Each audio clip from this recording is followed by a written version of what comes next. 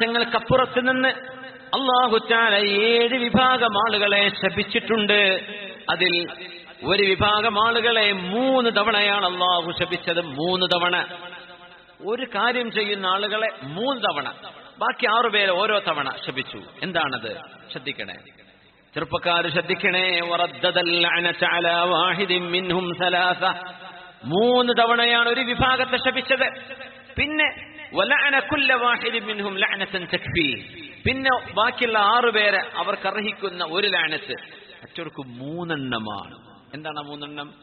മൽഊനും മൻ അമില അമല ഖൗമി ലൂത്ത്, മൽഊനും മൻ അമില അമല ഖൗമി ലൂത്തിൻ, മൽഊനും മൻ അമില അമല ഖൗമി ലൂത്ത് അലൈഹിസ്സലാം. റസൂലുള്ളാഹി സ്വല്ലല്ലാഹു അലൈഹി വസല്ലം തങ്ങൾ പഠിപ്പിക്കുകയാണ്, അരാജകത്വം ലോകത്ത് നടക്കരുത് എന്ന് പഠിപ്പിക്കാൻ.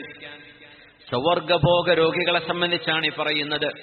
പുരുഷൻ പുരുഷനെ കല്യാണം കഴിക്കുക, അല്ലെങ്കിൽ പുരുഷൻ പുരുഷനുമായി ലൈംഗിക ബന്ധത്തിൽ ഏർപ്പെടുന്നത്, പെണ്ണ് പെണ്ണുമായിട്ട്, അതിന് സിഹാഖ് എന്ന് പറയും. പുരുഷന്മാരുടേതിൽ ലിവാസ് എന്ന് പറയും. അറബിയിൽ സൊഡോമി എന്നാണ് പറയാ. സൊഡോമി എന്ന് പറയുന്നത് സദൂം എന്ന നാട്ടിലേക്ക് ചേർത്തിയിട്ടാണ്. സദൂം ഗൊമറ എന്ന് പറയുന്ന 2 നാടുകളുണ്ടായിരുന്നു ലൂത്ത് നബിയുടെ കാലം. ലൂത്ത് നബി അലൈഹി ഇസ്ലാം എന്ന് പറഞ്ഞത് ജോർഡാനിന്റെ ബോർഡറിൽ ഫലസ്തീനിന്റെ ചാവുകടലിന്റെ പരിസരത്തുള്ള നാടുകളാണ്. ഇപ്പോഴും നമ്മൾ ഫലസ്തീനിൽ നിന്ന് ഈജിപ്തിലേക്ക് കടന്നു പോകുമ്പോൾ ലൂത്ത് നബി അലൈഹി ഇസ്ലാമിന്റെ സമൂഹം താമസിച്ചു പോയ വഴികളിലൂടെയാ പോവുക. നമ്മുടെ ഇടത് ഭാഗത്ത് ചാവുകടൽ, വലതു ഭാഗത്ത് ചളി പോലെ, കോരിയിട്ട ചളി പോലെ കിടക്കുന്ന ഒരു പ്രദേശമുണ്ട്. അവിടെ ഒരു ബോർഡ് കാണും. ഇസ്രായേൽ ഭാഷയിലും അറബിയിലും ഇംഗ്ലീഷിലും ഉണ്ടത്.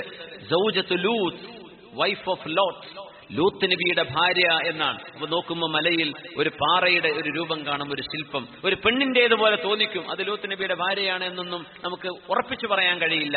പക്ഷേ ആ നാട്ടുകാർ, ഇപ്പൊ അവിടെ ബോർഡുണ്ട്, സൗജത്തു ലൂത്ത്. ലൂത്ത് നബി അലൈഹി ഇസ്ലാമിന്റെ സമൂഹം നശിപ്പിക്കപ്പെട്ട സ്ഥലമാണത്. എന്താ അവര് ചെയ്തതെന്നറിയോ? ഇന്ന് അഭിമാനത്തോടെ പറയില്ലേ, സ്വർഗഭോഗർ ഒരു രാജ്യം തന്നെ ഒരു നിയമം അത് അനുവദിച്ചു എന്ന് പറഞ്ഞാൽ ഒരു മുസ്ലിമിന് അവന്റെ ഇസ്ലാം അതിലും വലുതാണ്. എന്ത് ചെയ്യാൻ പറ്റില്ല? നമുക്ക് അനുവദിച്ചു എന്നല്ലേ പറയണുള്ളൂ, ചെയ്യണം നിർബന്ധിക്കല്ലോ. പാടില്ല. മദ്യപാനം ഇവിടെ ജായിസ എന്ന് പറഞ്ഞു, വെറുതെ തരാ ഗവൺമെന്റ് എന്ന് പറഞ്ഞു, നമ്മൾ വാങ്ങി കുടിക്കാൻ പറ്റുമോ? റേഷൻ പോലെ തരാന്ന് പറഞ്ഞു, നമ്മൾ കുടിക്കോ? പുരുഷൻ പുരുഷനിൽ ലൈംഗിക ബന്ധത്തിൽ ഏർപ്പെടുന്നതിനെയാണ് അമല ഖൗമി ലൂത്ത്, ലൂത്ത് നബിയുടെ സമൂഹത്തിന്റെ പണി എന്ന് നബി തങ്ങൾ പറയുന്നത്. 3 തവണയാണ് അല്ലാഹു ശപിച്ചത്. ഇന്ന് അത്തരം ആളുകൾക്ക് സംഘടനകളുണ്ട്. അമേരിക്കക്കാരായ ആദ്യത്തെ ദമ്പതികൾ, അവരെ കണ്ടാൽ എത്നിക്കലി ഇന്ത്യക്കാരാണ്, മുഖം കണ്ടാൽ അമേരിക്കൻ പാസ്പോർട്ടുള്ള ആൾക്കാരാണ്. ആണും കല്യാണം കഴിച്ചിട്ട് ഇപ്പോൾ അവർക്ക് കുട്ടി ഉണ്ടാവാൻ പോവാണല്ലോ. വലിയ സെലിബ്രേഷൻ ആയിരുന്നു കഴിഞ്ഞ 2 മാസം മുമ്പ്. അതിന് ന്യൂസ് കണ്ടു, 3 മാസം മുമ്പ്. അപ്പൊ കുട്ടി ഉണ്ടാവില്ല. എങ്ങനെ കുട്ടി ഉണ്ടാവില്ലല്ലോ. അപ്പൊ ഒരുത്തം വാപ്പയാണ്, മറ്റോ പെണ്ണാ. പക്ഷെ അവന് പ്രസവിക്കാൻ പറ്റില്ലല്ലോ. അപ്പൊ ഒരു പെണ്ണിനെ ഗർഭപാത്രം വാടകയ്ക്ക് വിളിച്ചിട്ട് അവന്റെ സ്പേം നിക്ഷേപിച്ചിട്ട് അവർക്ക് കുട്ടി ഉണ്ടായി എന്ന് പറയാം. എന്നിട്ട് ഉമ്മി മാപ്പിയായി എന്ന് പറയാം. സുബ്ഹാനല്ലാഹ്. എന്നിട്ട് പറയുന്നു ആദ്യത്തെ സ്വർഗഭോഗ രോഗികൾക്ക് കുഞ്ഞ് ജനിക്കാൻ പോകുന്നു. അസ്തഗ്ഫിറുല്ലാഹ്. ഇതാണ് ലോകം. മനുഷ്യന്റെ വികാരവും മനുഷ്യന്റെ ഹോർമോണുകളും ഇതൊക്കെ അല്ലാഹു പടച്ചത് തന്നെയാണ്. ഇത് നിയന്ത്രിക്കണമെന്നാണ് ശറഅ് പറയാ. ട്രാൻസ്ജെൻഡറുകൾ വലിയ വിഷയമാണെന്ന്. ട്രാൻസ്ജെൻഡർ എന്താവും? നിനക്കാ കുഴപ്പമുണ്ടെങ്കിൽ നീ ഒരു ആലിമിനോട് വന്ന് ചോദിക്കും, നിന്റെ കുഴപ്പം. അവർക്ക് ആ മസല എന്ന് അറിയണ ആവശ്യം ഉണ്ടാവില്ല. നിനക്കങ്ങനെ വിഷയമുണ്ടോ? നിങ്ങൾ ചോദിച്ചു പഠിക്കണം ഉലമാഇനോട്. അൽഹിഖിൽ മാല ബിൽ മബാൽ എന്ന് പറയും. ഹിജടകളെന്നോ അല്ലെങ്കിൽ നപുംസകങ്ങളെന്നോ എന്ന് പറയുന്നത് അത് അള്ളാഹു നൽകുന്നൊരു ശാരീരിക പരീക്ഷണമാണ്. കയ്യും കാലും ഇല്ലാത്ത ആൾക്കാർ ജനിക്കണില്ലേ? കണ്ണില്ലാതെ ജനിക്കണില്ലേ? അസുഖങ്ങളുമായിട്ട് ജനിക്കണില്ലേ? വികൃതങ്ങളുമായിട്ട് ജനിക്കണില്ലേ? 0.1% ആളുകൾക്ക് വലിയ വൈകല്യങ്ങൾ സംഭവിക്കുന്നുണ്ട്. പക്ഷേ ബാക്കി 99% ആളുകൾ പൂർണ്ണാരോഗ്യത്തിലല്ലേ ജനിക്കുന്നത്. ഒരു വൈകല്യമുണ്ടായാൽ ആ വൈകല്യം എന്താ നമ്മൾ ചെയ്യാൻ? മറച്ചു പിടിക്കൂലേ? ഒരു പുരുഷനിൽ സ്ത്രീ ഹോർമോണാണുള്ളത്. അത് അള്ളാഹു നൽകുന്ന ഒരു പരീക്ഷണമാണ് എന്ന് വിചാരിച്ചവർക്ക് ഏത് തോന്നിവാസവും ഹലാലാക്കണം എന്ന് വാദിക്കുകയാണോ? ഞാൻ ചോദിക്കട്ടെ, ഒരു കുഴപ്പവുമില്ലാത്ത സാധാ പുരുഷനും സ്ത്രീയും അള്ളാഹു എത്രയാണ് ഖലഖ ദക്കറ വൽ ഉൻസ, ആണിനെയും പെണ്ണിനെയും പടച്ചു എന്ന് എത്രയാ ഖുർആൻ പറഞ്ഞെന്ന് നിങ്ങൾ എടുത്ത് ഓതി നോക്കുമ്പോൾ കാണാൻ പറ്റും. അദ്ദക്കറ വൽ ഉൻസ. എനിക്ക് തോന്നുന്നു ഇന്നത്തെ കാലത്ത് അത് പറയൽ അനിവാര്യമാണ്. ആണും പെണ്ണും അല്ലാത്തൊരു വർഗ്ഗമാണ് മനുഷ്യൻ എന്ന് പറയാൻ അപ്പോൾ പോണത്. ആണെന്ന് പറയുമ്പോൾ ഇത് പെണ്ണ് എന്ന് പറയുമ്പോൾ ഒരു മോശം.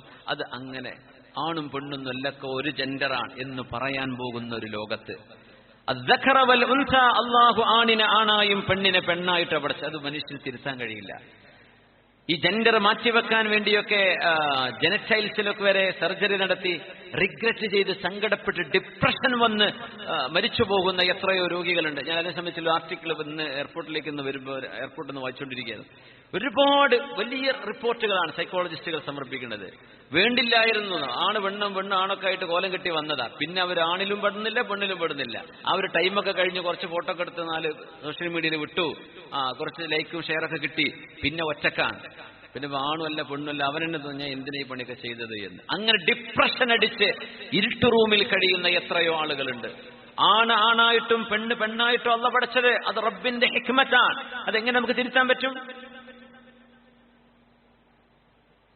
അപ്പൊ അങ്ങനെ ഒരു ആണോ ഒരു പെണ്ണോ ജനിച്ചു കഴിഞ്ഞാൽ അവരുടെ ജനനേന്ദ്രിയം ഏതാണോ അതാണവർ. ചിലപ്പോൾ ആണിൻ്റെതാണ് കാണുമ്പോൾ പെണ്ണ തോന്നുന്നു, ആൾ ആണാണ്. ആ പെണ്ണിൻ്റെതായി കാണുന്ന ശാരീരിക വിഷമങ്ങൾ അത് മറച്ചു പിടിക്കുകയോ ഒതുക്കി വെക്കുകയോ പ്രകടിപ്പിക്കാതിരിക്കുകയോ ചെയ്യില്ലെങ്കിലും മിനിമം ഒരു മനുഷ്യന്റെ മാന്യതയല്ലേ. പക്ഷെ അത് പെണ്ണിനെ പോലെ ഇങ്ങനെ നടക്കുക, സാരി ചുറ്റി നടക്കുക, യാചിക്കും ചെയ്യുക, അല്ലാതെയും ചെയ്യുക. ട്രെയിനിലൊന്നും യാത്ര ചെയ്യാൻ പറ്റാത്തൊരവസ്ഥ ഉണ്ടായിരുന്നു. വന്ന് തോണ്ടാണ്, ഒരു പൈസ എടുക്കുന്നത്. ആരാ നല്ല സാരി കിട്ടി ഒന്നാമെന്ന് വമ്പറന്നോള് നോക്കുമ്പോൾ ആണാണ്. പക്ഷെ അതൊരു സെലിബ്രേഷൻ, ആഘോഷിക്കുക. ഇതൊരു വൈകല്യമാണ്. ആ വൈകല്യം നിങ്ങൾ ക്ഷമിക്കുന്നതിന് അല്ലാഹു നിങ്ങൾക്ക് കൂലി തരും. ഒരു കണ്ണില്ലാതെ മനുഷ്യന്മാർ ജനിക്കുന്നില്ലേ? കൈകാലില്ലാതെ ജനിക്കുന്നില്ലയോ? വൈകല്യങ്ങൾ ഉണ്ടായിട്ട് ജനിക്കുന്നില്ലേ? പക്ഷെ ആ വൈകല്യം ഒരു സെലിബ്രേഷൻ ആക്കാൻ പറ്റും. ഇതെന്ത് കാലമാണ്? അത് സൃഷ്ടിപ്പാണ്, നമുക്കൊന്നും ചെയ്യാൻ കഴിയില്ല. ആ വൈകല്യത്തെ മറച്ചു പിടിക്കാൻ എന്തെങ്കിലും ചെയ്യാൻ പറ്റുമോ? നിങ്ങൾക്ക് ചെയ്യാം. അത്തരം സർജറികൾ പോലെ അവർക്ക് ജായിസാണ്. പക്ഷേ ഒരു ആണായിട്ട് ജനിച്ചൊരു മനുഷ്യൻ പെണ്ണിനെ പോലെ നടന്ന് സ്വർഗഭോഗ രോഗിയായിട്ട് ജീവിക്കുന്നത് അത് അംഗീകരിക്കണമെന്നും അവരുടെ ഹോർമോൺ അങ്ങനെയാണെന്നും അങ്ങനെ ജനിച്ചു പോയതല്ലേ, അവർക്ക് അങ്ങനെയാ തോന്നുന്നുള്ളൂ, അവർക്ക് പെണ്ണിനെ കല്യാണം കഴിക്കാൻ പറ്റൂല, അവർക്ക് ആണിനോടെ ആഗ്രഹം ഉണ്ടാവുള്ളൂ എന്ന് പറയിപ്പിച്ച ലോകത്ത് പ്രഖ്യാപിച്ച മുഴുവൻ ആളുകളും സ്വർഗഭോഗ രോഗികളായിരുന്നു എന്നാണ്. ഞാൻ ചോദിക്കട്ടെ, ഒരു കുഴപ്പമില്ലാത്ത മനുഷ്യന്മാർ ഭാര്യയെ കല്യാണം കഴിച്ച് കുടുംബമായി ജീവിക്കാനാണ് ഇസ്ലാം പഠിപ്പിക്കുന്നത്. ചോരാക്ക് തോന്നുക കാണുന്ന പെണ്ണുങ്ങളൊക്കെ സമീപിക്കണമെന്ന്. അവന്റെ ഹോർമോൺ അങ്ങനെയാ, നടക്കട്ടെ നിങ്ങൾ പറയോ? നടക്കട്ടെ എന്ന് പറയോ? ആ ഹോർമോണിനെ നിയന്ത്രിക്കണം എന്നല്ലേ പറയാ? അവന്റെ ഇമോഷൻസിനെ നിയന്ത്രിക്കണം എന്ന് പറയും, ഇല്ലേ? എങ്കിൽ എന്തുകൊണ്ട് ഇതുപോലെയുള്ള ട്രാൻസ്ജെൻഡറിനെ കുറിച്ച് പറയുന്നില്ല? ഒരു ചെക്കന് തോന്നുക കാണുന്ന പോലെ മുഴുവൻ അടിക്കണമെന്ന്. അപ്പം ഒരു കൂട്ടർ സപ്പോർട്ട്, ഓൻ അങ്ങനെ തോന്നുന്നു, ഓന്റെ ഹോർമോൺ അങ്ങനെയാ, നിങ്ങൾക്ക് നിന്നോട് അടി കൊള്ളാൻ വേണ്ടിയിട്ട് അവനെ പിടിച്ചു വെക്കണ്ടേ? അവൻ നിയന്ത്രിക്കണ്ടേ? അത് അവന് ഭ്രാന്താണെങ്കിൽ പോട്ടെ, വിഷയം അതല്ല. ബോധമുള്ള ആളുകൾക്കൊരു ഒരു ഫിസിക്കൽ ഡിസബിലിറ്റി വന്നു കഴിഞ്ഞാൽ അതിനെ എങ്ങനെ ട്രീറ്റ് ചെയ്യണം ഇസ്ലാം പഠിപ്പിക്കുന്നു, ദീൻ പഠിപ്പിക്കുന്നു, സംസ്കാരങ്ങൾ പഠിപ്പിച്ചിട്ടുണ്ട്. ഇന്നതൊക്കെ വകഞ്ഞു മാറ്റി ആണും പെണ്ണും സ്വർഗഭോഗ രോഗികളായിട്ടും അല്ലാതെയും നന്മയും സർവ്വമൂല്യങ്ങളും കളഞ്ഞു കുളിക്കുക, അതിന് കൊടിപിടിക്കുക, അതിന് സംഘടനകൾ, അതിന് ഫേസ്ബുക്ക് കൂട്ടായ്മകൾ. എന്തോ ഒരു കാലമാണ് റബ്ബേ ഇത്! എന്താ മനുഷ്യന്മാർ ചിന്തിക്കാത്തത്? ഇങ്ങനെ മൃഗമായി ജീവിക്കാനാണോ പടച്ചതമ്പുരാൻ മനുഷ്യനെ പഠിച്ചത്? ഒരു മനുഷ്യന്റെ ജനനേന്ദ്രിയമേതോ ആച്ചിൽ മാലലിൽ മബാൽ. ഒരു വലിയൊരു ജാഹിലിയ കാലത്ത് ഒരു അറബിയുടെ ചരിത്രമുണ്ട്. അബ്ദുല്ലാഹിബ്നു ജദാനിന്റെയോ മറ്റോ സംഭവമാണെന്ന് എന്റെ ഓർമ്മ ശരിയാണെങ്കിൽ അദ്ദേഹമാണ് പറഞ്ഞതെന്ന്. ആച്ചിൽ മാലലിൽ മബാൽ.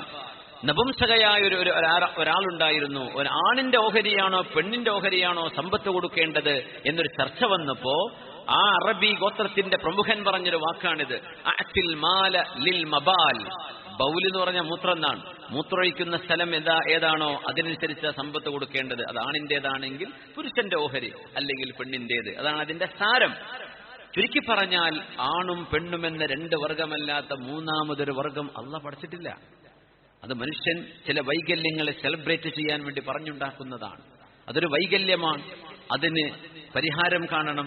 പക്ഷേ അവർക്ക് തോന്നുന്ന ഹോർമോണുകളുടെ ആ ഒരു തോന്നലനുസരിച്ച് ചെയ്യണം എന്ന് പറയുകയും വാദിക്കുകയും ചെയ്യുന്നത് മിനിമം സംസ്കാര ശൂന്യതയാണ് എന്ന് പറയാം. അതാരെയും വേദനിപ്പിക്കാൻ വേണ്ടി പറയല്ല. മുസ്ലിം ഉമ്മത്തിൽ ഇത്തരം ആളുകൾ ഉണ്ടെങ്കിൽ അവരോടാ പറയണത്, അല്ല നാട്ടിൽ നടക്കുന്നവരോടൊന്നും നമുക്ക് അവരോടൊന്നും പറയേണ്ട ബാധ്യതയില്ല. ഞാൻ പറയുന്നത് എന്റെ ഉമ്മത്തിലെ മെമ്പർമാരോട് മാത്രമാണ്. നമുക്കത് പറ്റില്ല, നമുക്ക് ആ പരിപാടി പറ്റില്ല. 3 തവണയാണ് അല്ലാഹുവിന്റെ റസൂൽ ശപിച്ചത് സ്വല്ലല്ലാഹു അലൈഹി വസല്ലം.